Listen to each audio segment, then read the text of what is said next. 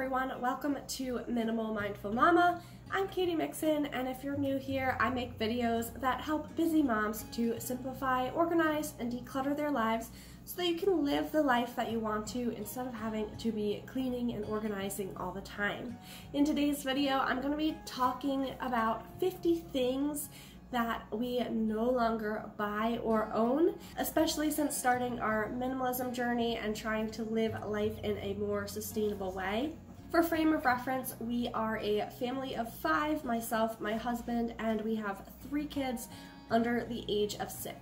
So I'm just going to be going quickly through this list of 50 things that I don't buy or own, and if we use something else as a replacement, then I'll be sharing with you what we do as well.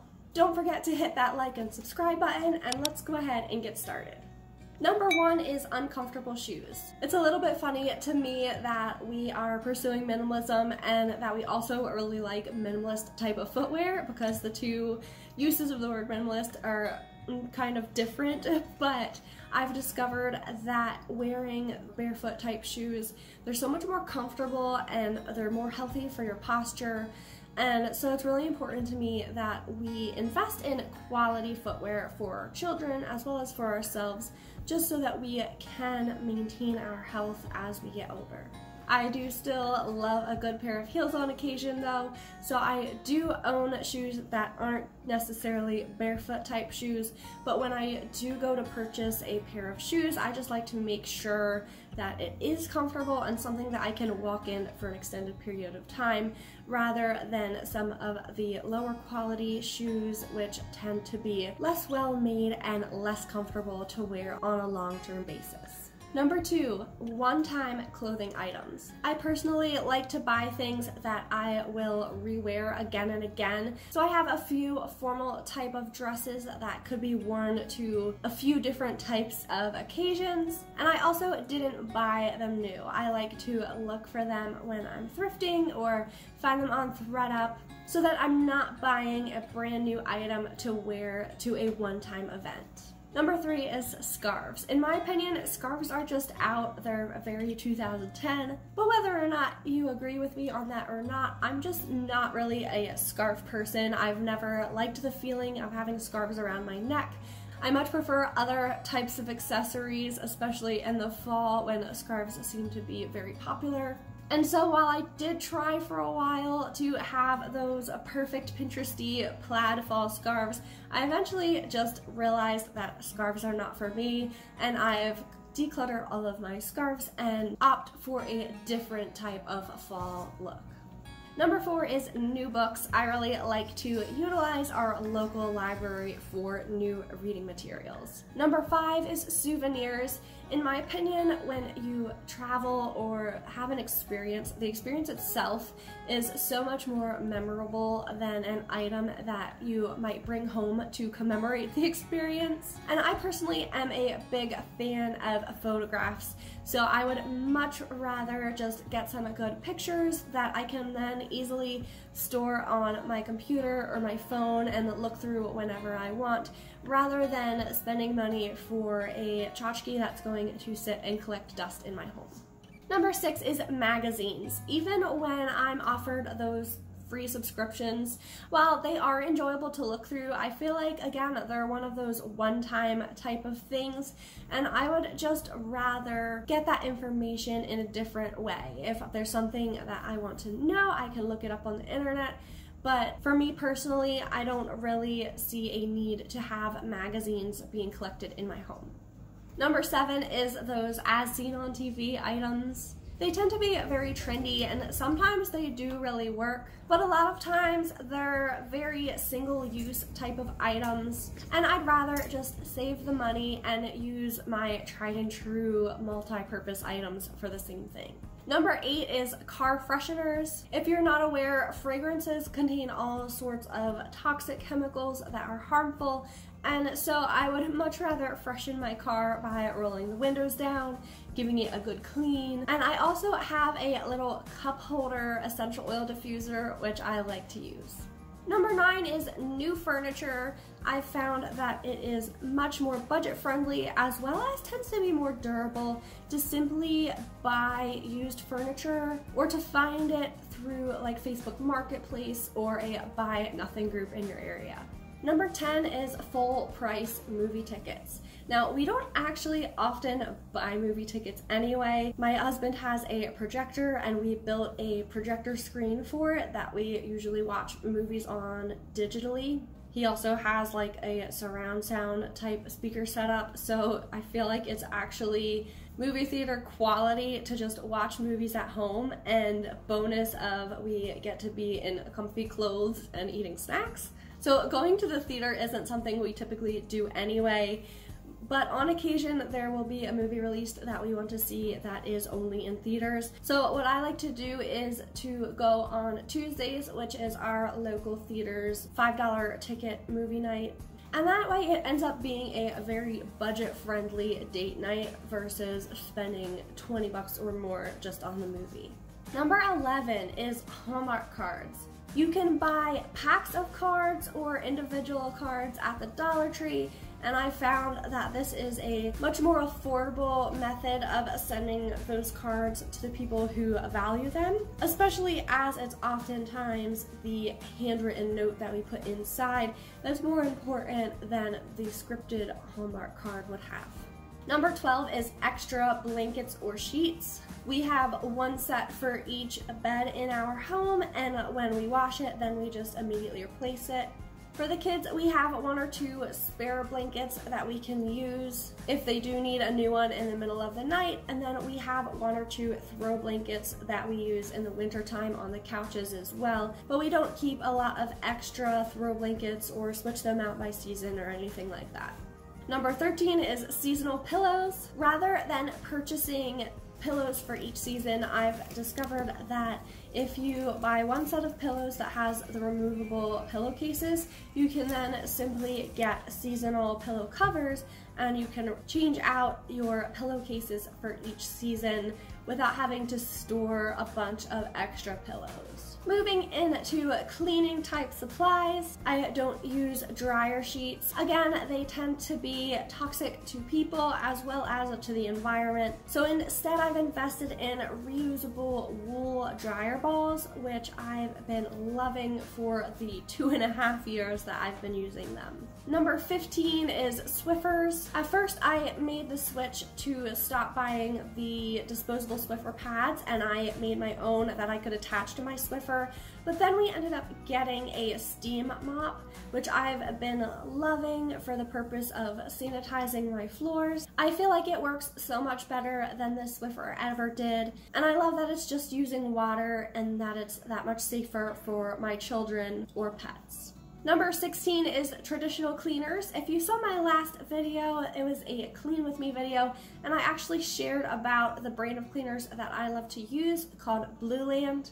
Rather than buying a plastic bottle at the grocery store, I simply purchase a small little refill tablet, and by dropping it into my reusable bottle and filling it the rest of the way with water, it's a much more natural and sustainable, as well as amazingly effective method of cleaning that I have been loving using. Number 17 is paper towels. On occasion, I'll buy the bamboo paper towels, but in general, I either just use cleaning rags or I also love the cloud cloth that Blueland makes. Number 18 is plastic sponges. I'm a big fan of the coconut or walnut scrubbers, and again, Blueland makes a biodegradable sponge that I usually pick up when I'm grabbing my cleaning tablets as well. Number 19 is Dawn dish soap. Again, Blueland makes a dish soap powder, which I actually think works a lot better than using a liquid type of dish soap. It adds almost like an exfoliating type of property, but it just works really well and is so much better for the environment than your typical Dawn dish soap. Number 20 is plastic laundry hampers. As ours have been breaking, I've been slowly replacing them with large baskets from the thrift store. Now, whenever I see the large plastic laundry hampers, I sort of just cringe inside thinking about those being in the landfill. So it makes me feel a lot better to be using baskets that aren't made of plastic. Number 21 is traditional toilet paper. Don't worry, we get the bamboo kind. And we also have a bidet that we use at home to cut down on our toilet paper usage. Number 22 is tampons. I've made the switch to a menstrual cup and period underwear, both of which I highly recommend. It can take a little bit of trial and error just to find the right system that works really well for you. However, I found that even if I spend $25 on a new menstrual cup, if I test it out for 1 or 2 cycles, it ends up having cost as much as the tampons would anyhow. And so when I do find one that really works well for my body personally and can use it for longer than that, it does end up saving money in the long run. It's also a lot more sustainable and a great way to avoid the bleach and whatever else that they put into traditional tampons. Number 23 is disposable razors. My husband and I have a Dollar Shave Club subscription. We simply bought an additional handle and we get the razor blades shipped to us however often that we need those refilled. Number 24 is plastic toothbrushes. I've started buying the wooden or bamboo toothbrushes, and that way at the end of their life you can simply use a needle nose pliers to pull out the bristles and then compost the handle. Number 25 is manicures and pedicures. I've actually never gotten either in my life, but for the past year or two I've been loving using Gel Moment. I love how easy the Gel Moment brand is to use. You simply use their gel polish to do your nails like you would do with a normal nail polish, and then you can use their LED lamp to cure your nails, and it only takes about 30 seconds. Number 26 is plastic loofahs. I like to buy the natural grown loofahs, and I love that you can then just compost them when you're finished with them. I actually love to learn how to grow them myself, but I haven't gotten that far yet.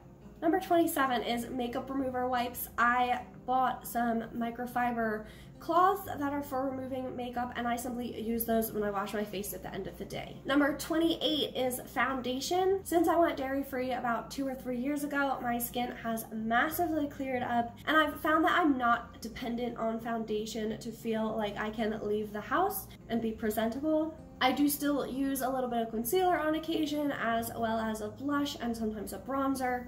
But by being dairy-free and learning how to better care for my skin, I really feel like I don't need foundation anymore, and I like to just let my natural skin breathe.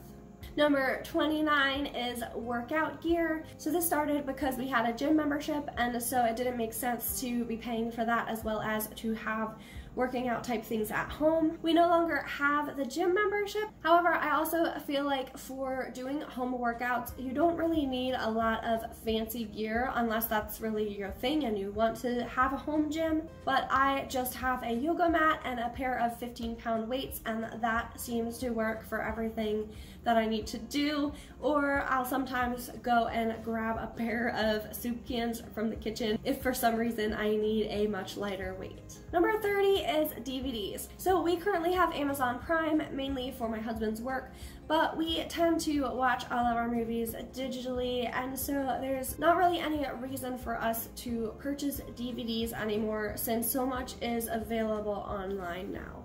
The same goes for number 31, which is CDs. I like listening to music through Spotify, and again, so much music is now available digitally that continuing to buy physical CDs simply doesn't make sense for the world that we're living in. Number 32 is cable. We currently only have Amazon Prime. On occasion, we will get a Netflix subscription or a Hulu subscription, but right now we're down to just Amazon. And honestly, the only thing that we would watch on regular TV would be football, but football is always so much more fun to watch with other people anyway, so I'd much rather go out and watch that with friends than pay for cable just to have access to a few weeks of football. Number 33 is kitchen gadgets. I used to work as a pastry chef, and I still do on occasion make a pie or a cake or something for a friend, so I do tend to keep more things in my kitchen than would necessarily be important for your average cooking. But I am a really big fan of multi-use type of products, and so rather than getting something like a pineapple corer or a cherry pitter, I'd rather just use a regular old knife. Number 34 is Ziploc bags. For sustainability reasons, I'd rather avoid single-use plastic items whenever I can. And I absolutely love using the Stasher silicone bags. These are great for freezing leftover soup and having them in the freezer that you can just easily pull out like you would with Ziploc freezer bags. And the best part is you can then rewash and reuse them. Number 35 is cookbooks. So I do love looking through cookbooks to get inspiration and ideas, but again, the local library has a great selection and is constantly getting in new ones as well. So whenever I'm feeling like I need a little bit of inspiration, or around the holidays if I want some new cookie recipes or something like that, I'll just go to the library and choose a few cookbooks from there, which I can then borrow and try out some recipes without having to pay for the cookbook and then store it for the rest of my life. Number 36 is mugs. So I had mugs that came with our plate, like dinner set, and I also have some that I've been gifted over the years. This is one of those things that I just don't see the need to buy, as I already have ones that I like and I feel like they tend to accumulate anyway. So I would only buy new ones if the ones that I had were to break and I hadn't somehow along the way been given more. Number 37 is parchment paper. Parchment paper isn't actually necessary for a lot of the recipes that call for it.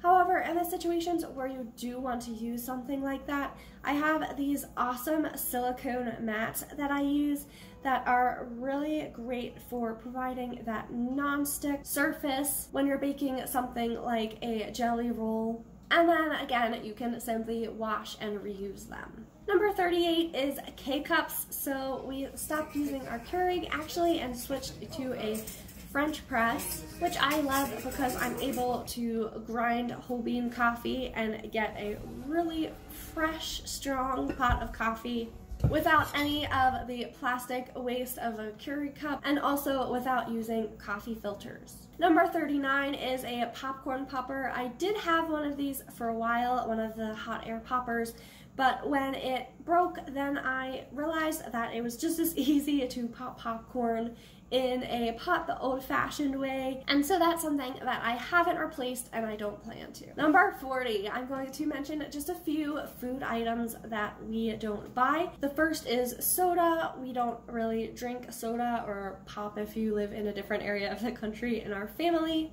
On occasion, I'll get LaCroix or like a carbonated water, but again, for budget reasons and health reasons, it's just not something that we bring into our home. Number 41 is popsicles. I bought this amazing stainless steel popsicle mold, which we love making popsicles in. And popsicles can tend to be rather expensive, especially the ones that don't contain a lot of sugar. So this has been really fun and an awesome money saver. Number 42 is bottled water. We installed a filter on our sink so that we can just pack our own reusable water bottles and not have to use the single-use plastic. Number 43 is dairy items, or more specifically milk products. My husband and I are both lactose intolerant, and as I mentioned earlier, when I finally did buckle down and cut all that cheese out of my diet, my skin cleared up so much and my mind was pretty much blown. And since then, I've been continuing to try to stay dairy-free and implement more vegan foods into our diet. Number 44 is meal subscriptions. So I've looked at several different ones. I love the recipe ideas and the ease of use that is promised. However, none of them actually really make sense with our budget and with what I can usually manage to spend on groceries. The cost per meal is always more, which if you can afford it, I understand that it's going to be more for the quality of what they're providing you with. However, for our family, it just makes more sense for me to grocery shop and cook all of our meals at home. And I've also discovered you can go online and you can actually find all of the recipes from some of those subscription boxes on their websites. And so you can buy the ingredients from your local grocery store and create the same exact meal at home without having to have the subscription.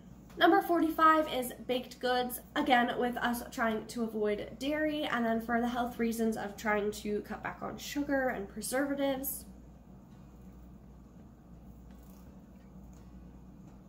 As well as simply saving money, we like to make most of our baked goods at home, especially as I do have that background as a pastry chef where it's no big deal for me to easily make cookies or muffins, and we don't need to buy that at the grocery store. Number 46 is sugar cereals. This is, again, mainly for health reasons and our budget. We don't eat a lot of cereal in general, but when we do, we try to pick the healthier kinds or we make granola at home. Number 47, we're getting to the end here, is chewing gum. So I did not know this, but did you know that the thing that makes gum chewy is actually plastic? That is just insane to me. We've been chewing on plastic. So on occasion, if I go to the health food store, I'll get a pack of chewing gum that is made from actual tree gum, like the brand Tree Huggers or something like that. But in general, it's just something that I don't buy.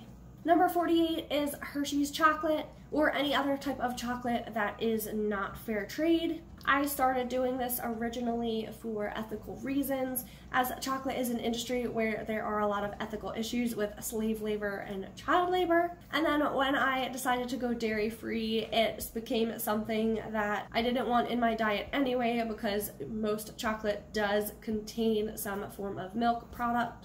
And so now I only buy fair trade chocolate or cocoa, and I also make sure that it is allergy friendly as well. Number 49 is Starbucks. As I said earlier, I have a French press and I like to make coffee at home. On occasion, if I have a gift card or something, I will treat myself to Starbucks, but buying coffee out is not something that I do on a regular basis. And number 50 is a second car. This is something that I do hope that we do someday. However, for the time being and for the last probably 5 years, having one car has worked just fine for our family. I love that we're able to save money that way, as well as be more sustainable, and so we'll continue to do that as long as we're able. Well, that is it for today's video. Those are 50 things that I don't buy or own. I hope that you enjoyed this list. I'd love to hear in the comments if there's any of these things that you don't buy or own, as well as what other things maybe your family doesn't buy or own that wasn't on my list that would be on yours. Don't forget to like and subscribe and hit that little bell button so that you'll get notified when I upload new videos so that you don't miss out on any content. Thanks so much for watching, and I'll see you in the next video.